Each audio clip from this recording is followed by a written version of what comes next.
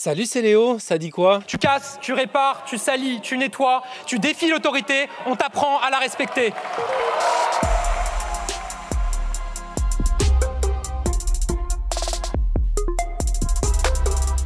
L'impression que j'ai déjà vu ça quelque part. Bah ouais, c'est la formule préférée de Gabriel Attal qu'il a encore répétée la semaine dernière devant l'Assemblée nationale. Tu défies l'autorité, on t'apprend à la respecter. Je le redis ici, c'est ce principe qui sera suivi par mon gouvernement dans les annonces que nous ferons dans les prochaines semaines. Et ces annonces, c'est aujourd'hui. Le Premier ministre en déplacement ce jeudi matin à Viry-Châtillon, près de Paris, là où est mort un jeune de 15 ans, Shemseddine, le 5 avril dernier, près de son collège.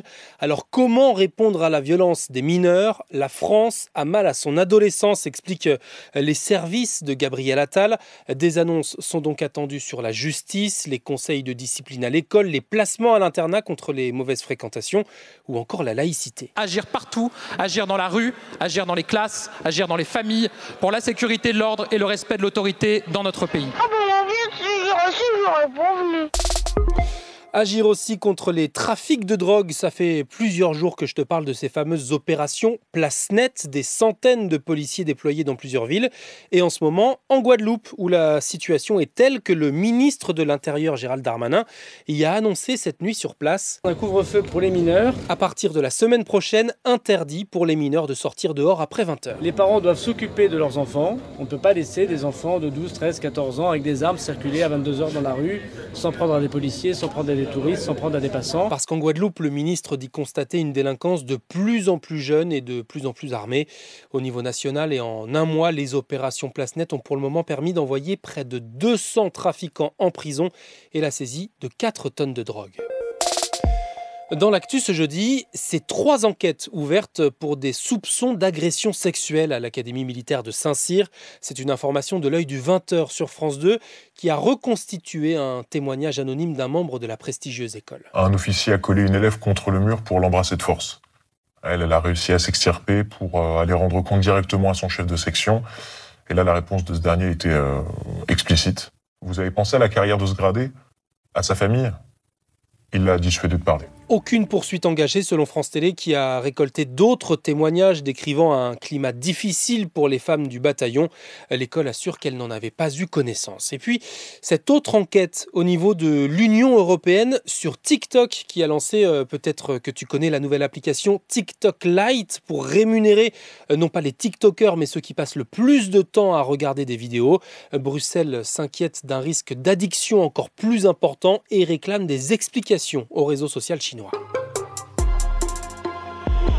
Antonio Rudiger pour le coup de grâce. Le Real est en demi-finale de la Ligue des Champions. Hier soir, c'était la suite des quarts de finale. Tu l'entends, le Real Madrid élimine Manchester City au tir au but. On connaît donc le programme complet des demi. PSG, Borussia Dortmund et Real Madrid, Bayern Munich qui a battu Arsenal hier soir 1-0.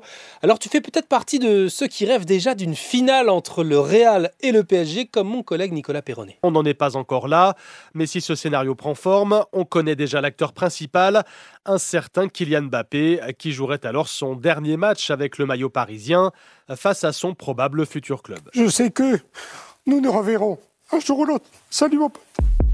Et puis alors qu'on a appris hier qu'une palme d'or d'honneur sera décernée au mythique studio Ghibli lors du prochain festival de Cannes dans un mois, ma collègue de Ça dit quoi, Chloé Lavoisard, m'a envoyé un vocal pour te parler d'un autre manga. Spy Family. Code White. Déjà adapté en animé, il est sorti hier au cinéma et Chloé a même un sac du manga. Elle est clairement fan. Salut Léo. Alors Spy X Family, c'est l'animé le plus regardé au Japon en ce moment. Le destin du monde repose sur ce voyage en famille. Tuez cette gamine. Alors c'est l'histoire d'une famille avec un père espion, une enfant télépathe et une mère tueuse à gages. Et leur but, c'est d'empêcher la guerre froide qui est sur le point d'éclater. Ok, dit comme ça, l'histoire a l'air complètement barge, mais c'est un vrai phénomène. En France, le manga a fait des ventes records. En seulement 1 an et demi, plus d'1 million d'exemplaires avaient déjà été vendus. Et si t'as pas lu les mangas ni vu l'animé dont la 2e saison s'est terminée en décembre dernier, t'inquiète, pas besoin, le film se regarde tout seul. C'était Léo de France Info. Fais ta prière, mon pote. Allez, ciao. Ces maudites cibles se déplacent trop vite. D'autant plus qu'elles sont immobiles.